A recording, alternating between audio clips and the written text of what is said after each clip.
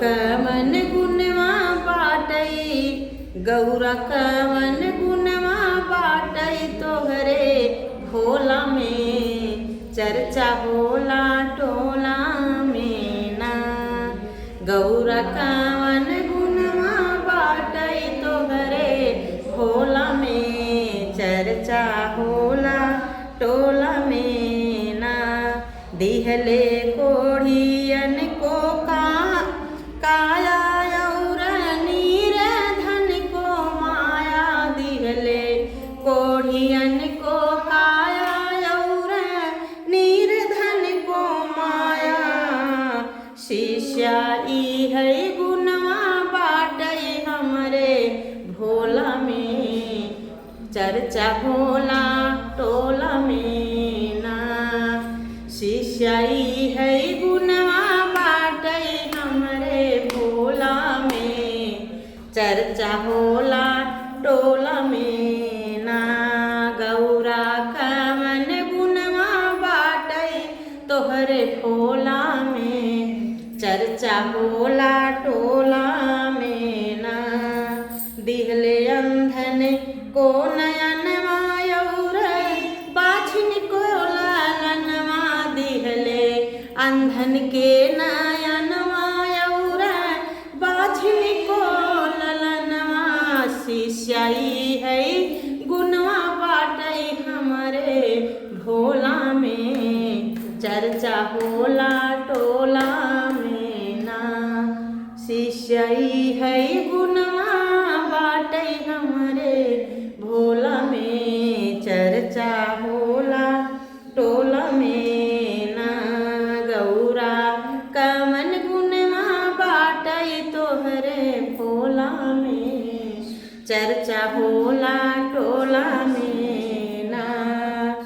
हौवे तीन सूत्र के धागा जोड़ा शिव गुरु से नाता। हौवे तीन सूत्र के धागा जोड़ा शिव गुरु से नाता। शिष्या ई है गुणवा बाटई हमरे भोला में चर्चा होला टोला में ना। शिष्या ई है गुणवा बाटई हमरे भोला में चर्चा होला टोला में ना।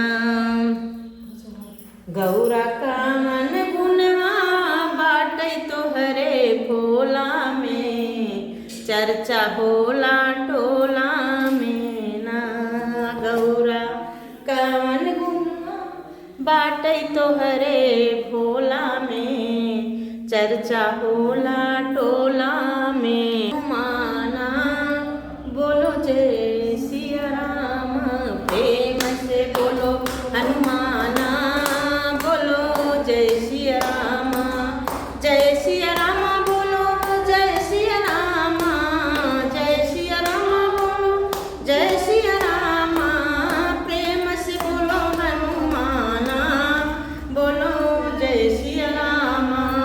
प्रेम से बोलो हनुमाना बोलो जय सिया राम। सोने के सिंहासन बैठे मेरे राम जी। सोने के सिंहासन बैठे मेरे राम जी।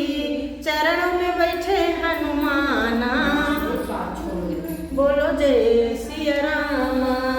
चरणों में बैठे हनुमाना बोलो जय सिया राम। प्रेम से बोलो हनुमाना बोलो जय सिया राम। प्रेम से बोलो हनुमाना